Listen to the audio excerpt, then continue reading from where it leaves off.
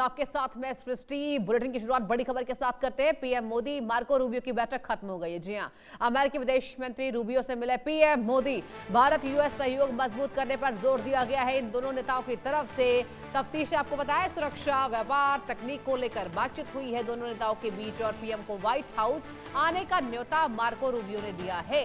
US विदेश मंत्री Rubio ने पीएम मोदी को न्योता दिया है कि वो व्हाइट हाउस जल्द से जल्द आए।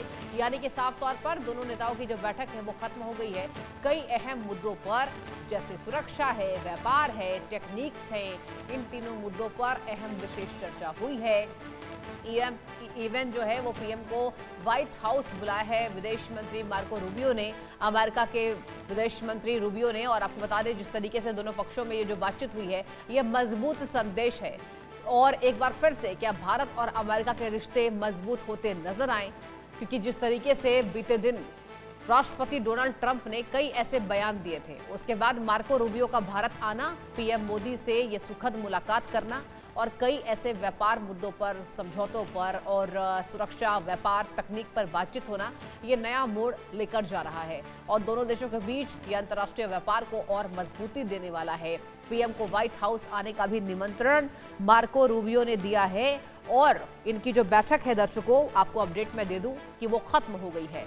और जिस तरीके से एक बार फिर से ये भारत के लिए अच्छी पहल है और इवन यूएस के लिए भी अच्छी पहल है। आपको तस्वीरें भी दिखा रहे हैं। मार्को रूबियो जिस तरीके से भारत आए, अमेरिकी विदेश मंत्री हैं मार्को रूबियो, उन्होंने देश के प्रधानमंत्री यानी कि नरेंद्र मोदी से सुखद मुलाकात की है। कई पक्षों पर चर्चा मजबूत तरीके से हुई है और द्विपक्षीय व्यापार पर जोर दिया गया है।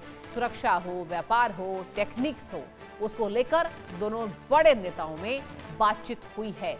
और अब देखने वाली बात होगी कि निष्कर्ष आखिर क्या निकलता है, क्योंकि जिस तरीके से यहाँ पर विदेश मंत्री का भारत आना और अब आम जो जनता है वो निष्कर्ष पर उन सबकी नजरें टिकी हुई होंगी कि आखिर जिस तरीके से ये जो तनाव का माहौल है, ईरान, अमेरिका, इजराइल के बीच जो युद्ध हो रहा है, अभी भी ये जो युद्ध है ये खत्म नहीं हुआ है। पाकिस्तान ने 2 बार मेजबानी की, विफल हो गया ये देश हमेशा की तरह। और जिस तरीके से मार्को रूबियो भारत आए, पीएम मोदी से मुलाकात कर रहे हैं, तो हो सकता है कि आने वाले दिनों में तनाव को कम करने के लिए दोनों नेताओं ने जोर दिया है और अमेरिका की भी इस बाबत भागीदारी जो है वो सामने आ रही है।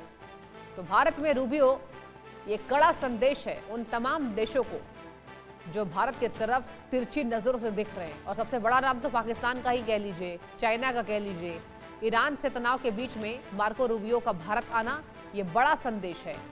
और अब क्या निष्कर्ष निकलता है, कंक्लूजन दोनों नेताओं के बीच में जो बातचीत हुई है उसका ग्राउंड जीरो पर क्या असर पड़ता है, ये देखने वाली बात होगी। क्योंकि सबसे बड़ी बात तो जीडीपी ग्रोथ को लेकर है, सबसे बड़ी बात तो देश के व्यापार को बढ़ाने को लेकर है।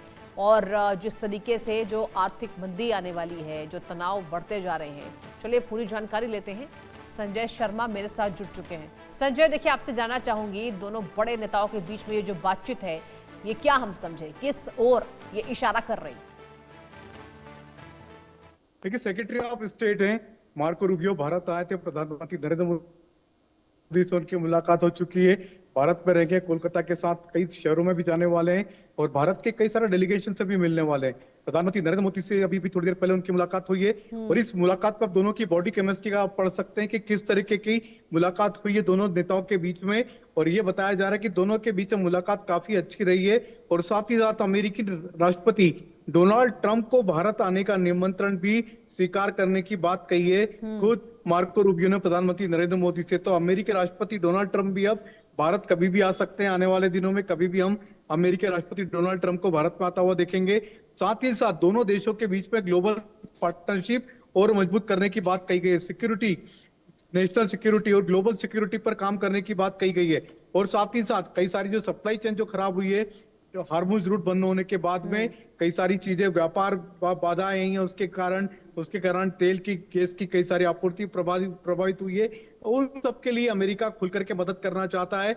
और यूएस के सेक्रेटरी ने साफ शब्दों में कहा है मार्को रूबियो ने कि भारत को अमेरिका पूरी तरह से मदद करना चाहता है। और अमेरिका भारत को तेल, गैस से लेकर के हर चीज की, चाहे टेक्नोलॉजी की बात करें, चाहे सिक्योरिटी की बात करें, चाहे ग्लोबल जो भी मदद की जरूरत पड़ती है उसके लिए अमेरिका तैयार है भारत को मदद देने के लिए।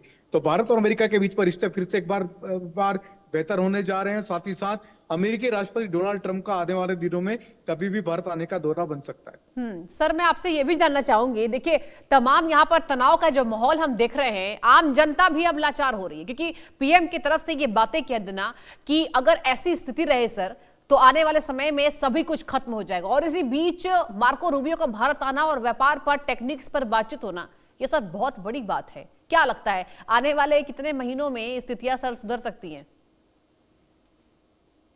देखिए, ईरान और अमेरिका के बीच में जो लड़ाई जब छिड़ी थी उसका असर उसका खामियाजा पूरी दुनिया को भुगतना पड़ रहा है। भारत ने ये लड़ाई नहीं छेड़ी, अमेरिका और ईरान के बीच में लड़ाई चल रही है और इस लड़ाई का खामियाजा खाली भारत ही नहीं पूरी दुनिया उठा रही है, क्योंकि पेट्रोलियम पदार्थ, गैस, कई सारे खाद्य पदार्थों की कीमतें, फर्टिलाइजर की कीमतें, दवाओं की कीमतों में लगातार आसमान छूती वृद्धि हुई, क्योंकि सप्लाई चेन पूरी दुनिया में प्रभावित हुई है।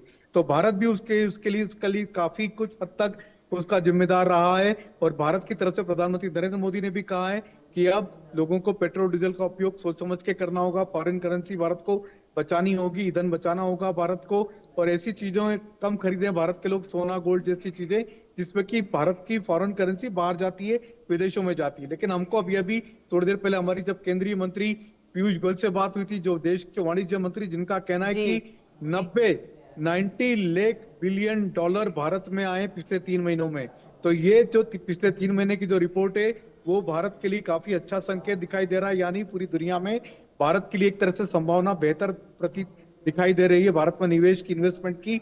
यानी अभी भी फॉरेन इन्वेस्टर भारत की तरफ रुख कर रहे हैं। भारत एक बहुत बड़ा मार्केट है और इस मार्केट को देख करके पूरी दुनिया यहाँ पर आना चाहती, चाहे उसमें अमेरिका क्यों ना। अमेरिका की भी निगाह भारत में काफी दिनों से लगी हुई थी और भारत अमेरिका को छोड़ नहीं सकता, उसको साथ में लेकर के चलना चाहता है। यही बात आज मार्को रूबियो ने प्रधानमंत्री नरेंद्र मोदी से भी कही। जी, और सर मैं आपसे ये भी जानना चाहूंगी, देखिए आपने बिल्कुल ठीक कहा कि इन्वेस्टर्स अभी भी भारत की तरफ देख रहे हैं, तो ऐसा नहीं है। और एक तरफ अगर पीएम ने ईंधन बचाने की बात ही कह दी तो वो सावधानी बरतने के लिए भी है ताकि आम जनता में जागरूकता आए। तो सर क्या लगता है कितने महीनों में ये जो स्थितियां हैं ये ठीक हो सकती है? एक तरफ तो पाकिस्तान देखिए फिर से मेजबानी करने को तैयार है।